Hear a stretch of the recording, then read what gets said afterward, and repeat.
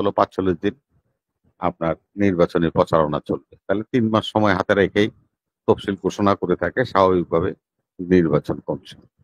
তা আমি মনে করি যে নির্বাচনের আবহাওয়া বা নির্বাচনের ট্রেন্ড এখন শুরু হয়েছে, যাত্রা শুরু করেছে কক্সবাজার থেকে, এখন চট্টগ্রাম হয়ে ঢাকায় চলে আসবে। এত বড় সুযোগ তো জামাতের জন্য কখনো আসে নাই। জামাতের সুযোগ হাতছাড়া করবে কেন? আপনি জামাতকে মন্ত্রী বানাইলে বলবেন রাজাকার মন্ত্রী হয়েছে, রাজাকারের গাড়িতে পতাকা কেন? তো জামাত যখন বিরোধী দল হবে, বিরোধী দলের নেতার গাড়িতে তো বাংলাদেশের পতাকা থাকবে। এইটার সমালোচনা আর করার কোনো সুযোগ থাকবে না। একটা তো অত্যন্ত চমৎকার সুযোগ।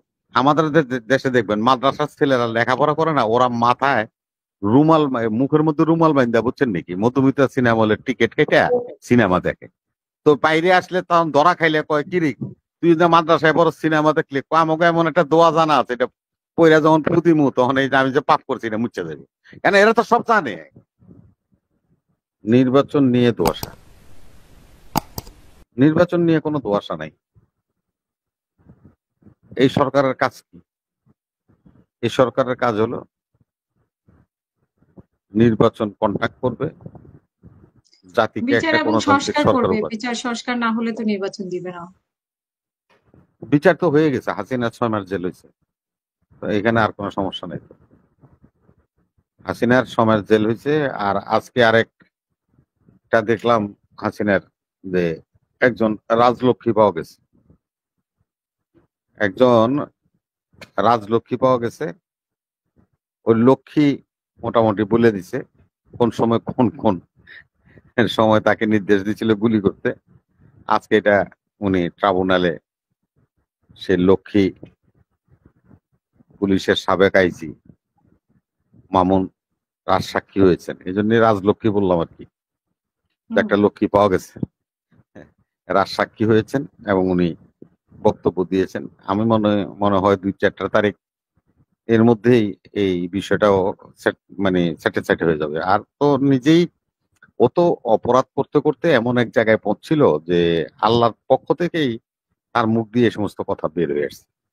বিবিসি যে রেকর্ডিংটা আপনার আমরা দেখলাম, আসলে এগুলি তো আসলে একটা বিভৎসতা, যা কল্পনা করা যায় না যে একজন রাষ্ট্রনায়ক, তার বাবা রাষ্ট্রনায়ক ছিল, সে এত নির্দয়ে এবং এত রূঢ় আচরণ, ব্রুট আচরণ তার কাছ থেকে তো জাতি আশা করেনি।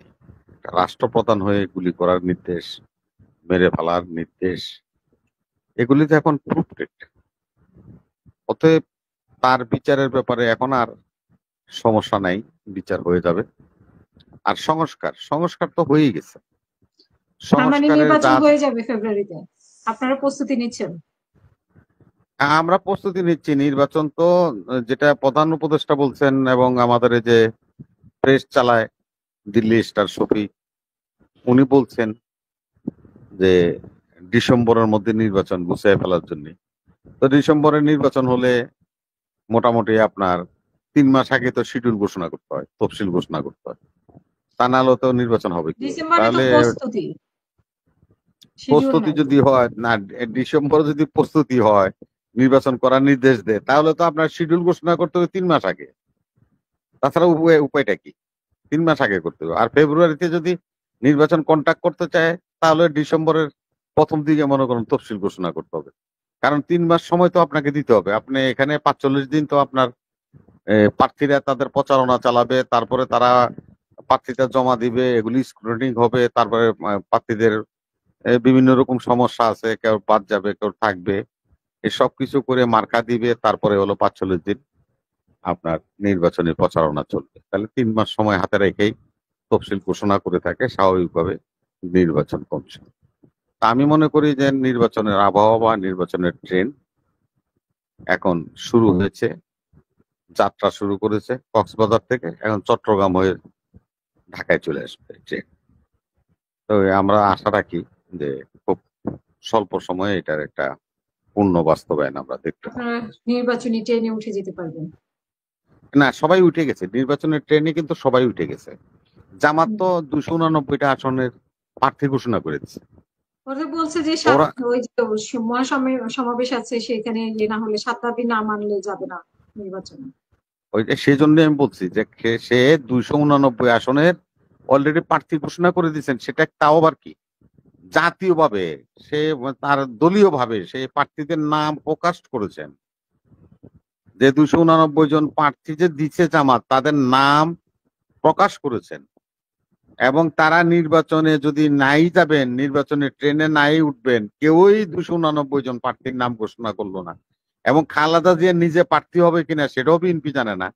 আর ওনারা 289 জনের নামই তো দিয়ে দিছে সিলেক্ট করে। তাহলে নির্বাচনের জন্য তো বড় পাগল হলো জামাত ইসলাম। কারণ ওরা জীবনে যা কল্পনা করে নাই তা এখন তাদের সামনে আশার আলো পরিস্ফুটিত হচ্ছে। এত বড় সুযোগ তো জামাতের জন্য কখনো আসে নাই। জামাতের সুযোগ হাতছাড়া করবে কেন?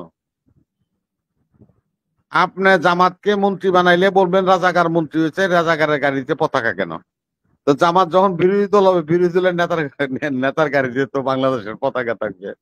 এইটার সমালোচনা আর করার কোনো সুযোগ থাকবে না। একটা তো অত্যন্ত চমৎকার সুযোগ। এবং ওই যে 9 দফা 6 দফা 7 দফা এগুলি হলো ওদের হলো ফেকাবাজি।